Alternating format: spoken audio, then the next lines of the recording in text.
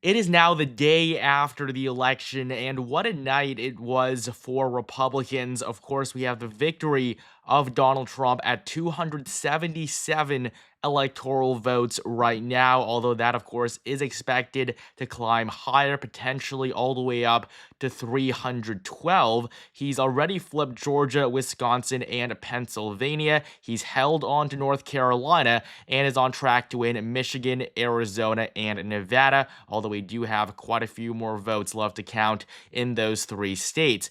Looking at the map with margins, this is what it currently looks like. Trump is at 280, Harris at 226. This is with some of the other obvious states filled in. Nevada, Arizona, Michigan are the only ones that we're really waiting on. You can see here just how poorly Kamala Harris has done. I mean, New York, Connecticut, and New Jersey all likely. Virginia is barely likely. New Mexico barely above 5 points. Minnesota, Tim Walz's home state, will be decided by less than 5, and so will New Hampshire, along with the 2nd District of Maine. Comparing it to my final election prediction that I released on November 4th, I had Trump at 287, Kamala Harris at 251. Now, all the races here are correct, with the exception of Wisconsin and Michigan, which in my final projection, I had shifted from tilt Republican to tilt Democrat. And in these two races, Trump was able to outperform expectations. He's going to win them by around 1%. Wisconsin is basically a tie right now. Michigan, the votes haven't been finalized yet, but it's going to be a very narrow margin of victory for the former president. Trump also did slightly better than expected in some additional races. Iowa, Texas, and Florida, which I had Trump winning by just under 12 points. He actually won by just over 12, so that does technically make them solid states. Meanwhile, the former president also did well in Minnesota and in New Hampshire. Kamala Harris flopped, and these races will only be decided by lean margins of less than 5 points. But generally, my final prediction and the actual results of the election, they're going to align quite well, with a few discrepancies here and there. But overall, I'm very happy with my final prediction. But I mean, Trump really did do incredible all across the map. I mean, just look at Iowa, a state where we had an Ann Seltzer poll and from the Des Moines Register. They showed that Kamala Harris would win Iowa by 3 points. It was supposed to be the most accurate poll in the country. It had Democrats thinking they were going to win in a landslide, but ultimately Trump still carries Iowa. He wins it by 13%, his largest margin ever. That poll ends up being wrong by 16 points. In Texas, Trump also wins by his largest margin ever, which I had said quite a few times he would over the last few weeks. Trump wins it by 14%. And then in Florida, he becomes the first candidate of any party to win Florida by a solid margin since 1988. Trump defeats Harris here by 13. Up in Minnesota and New Hampshire, which I mentioned earlier, I mean, it just couldn't get any worse for the vice president. Minnesota, the home state of Governor Tim Walz, Kamala Harris's running mate, she's going to win it by less than 4%, even though Joe Biden carried Minnesota by 7. And of course, he was running with nobody from the state at all. And so, I mean, if Tim Walz wasn't even on the ballot, Kamala Harris probably would have been on the brink of losing Minnesota entirely, a state that hasn't voted Republican since 1972. She also was on the brink of losing New Hampshire as well. Kamala Harris is going to win by just around 3 points. This is definitely not where Democrats want to be, and they have a lot of work to do in states that they thought they could reliably win. I mean, in New York, New Jersey, and Connecticut. In New York, Kamala Harris is going to win by just 10 points. It doesn't get worse than this. This is the worst Democratic performance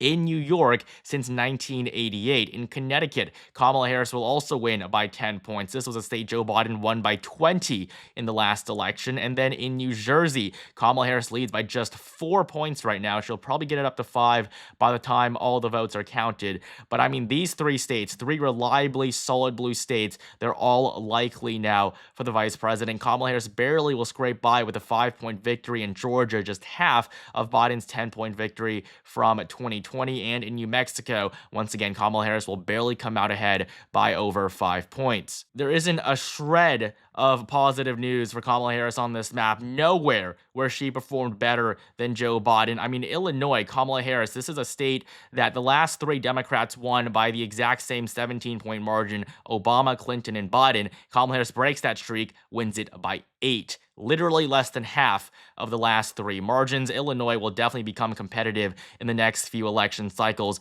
North Carolina, Donald Trump at 51, Harris at just 48, a 3-point margin. Republicans, of course, lost the governorship here, which wasn't surprising at all with Mark Robinson as the nominee, but it didn't seem like that affected Trump too much at the top of the ticket. And I mean, of course, we're going to take a lot deeper of a dive into these results in the coming days when we get those finalized numbers, but just right now, the day after the election, I just wanted to highlight some of these key numbers. I mean, Michigan, Donald Trump is going to win by less than 2%, but it's still a victory nonetheless, a state that Democrats thought they could rely on. Arizona, Trump is probably going to win by around 3 to 4. I mean, that really is an incredible margin. He's probably going to perform better than he did in the state in 2016 when Arizona was still seen as a Republican stronghold. Today, it's seen as a swing state, but Trump is somehow going to outdo his performance from 8 years ago. And then in Nevada, this is a huge flip for Republicans. Trump is probably going to win by around 2 to 3 points. It's going to be the first time that any GOP candidate wins the Silver State since 2004. Before I continue, I want to tell you guys about Polymarket, the world's largest prediction market, where you can track election results and instantly see who's leading. These odds react in real time to current events instead of days later like the polls. There's no bias or media spin, just pure data. Market odds reflect the collective analysis, beliefs, and wisdom of thousands of traders reacting to world events. Polymarket has also recently launched a mobile app where you can access their 2024 election forecast on the go. It's what I use every day to stay updated on the presidential race.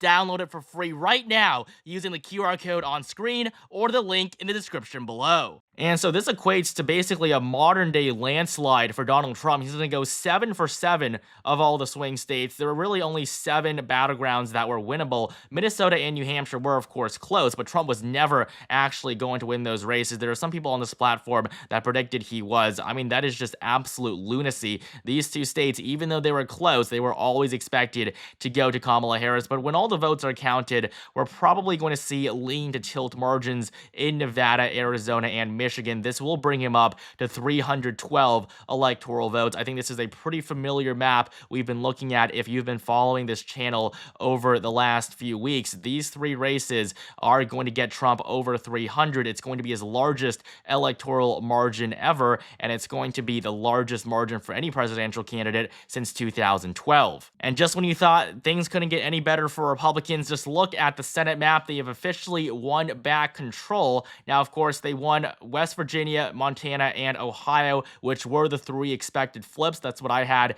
in my final Senate map prediction. I had Republicans at 52, Democrats at 48 with those three flips, but Republicans really surprised me here. They're going to make one additional flip that will be in Pennsylvania with David McCormick unseating three-time incumbent Bob Casey. I mean, Bob Casey won by 13 points back in 2018. I mean, a lot has changed here.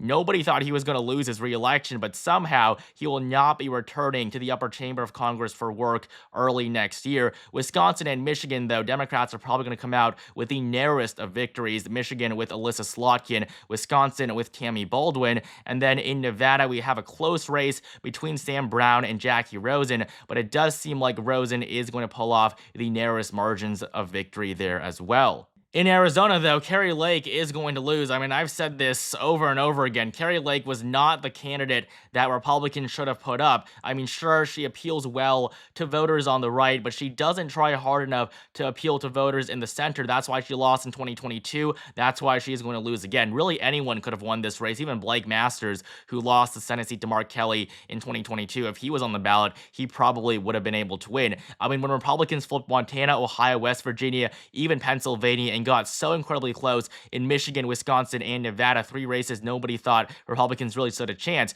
If Kari Lake still can't win, I think that really shows you the problem that we have with her. She will probably never be nominated for anything like this ever again. And so ultimately, my final forecast was off by just one state, that of course being Pennsylvania, where I slightly underestimated Republicans. They're going to win 53 seats. I projected 52. I'm happy with that though. Just one state off. I'm not too bothered by it. On the presidential level, I'll be off in around 1 to 2 states, just barely. But overall, I'm really happy with my track record here. I think I've been pretty accurate in nearly every single race. We also, of course, have the House races that I didn't really cover too much on this channel, but Republicans are going to hold on to the majority. They're at 197 right now, so it's not an official projection, but they are going to get over 218. It's not going to be a big majority by any means, but considering they were the underdogs going into this, this is a very good outcome for the GOP as well, and this does mean they're going to win the trifecta, the presidency, the Senate, and the House. 100% Republicans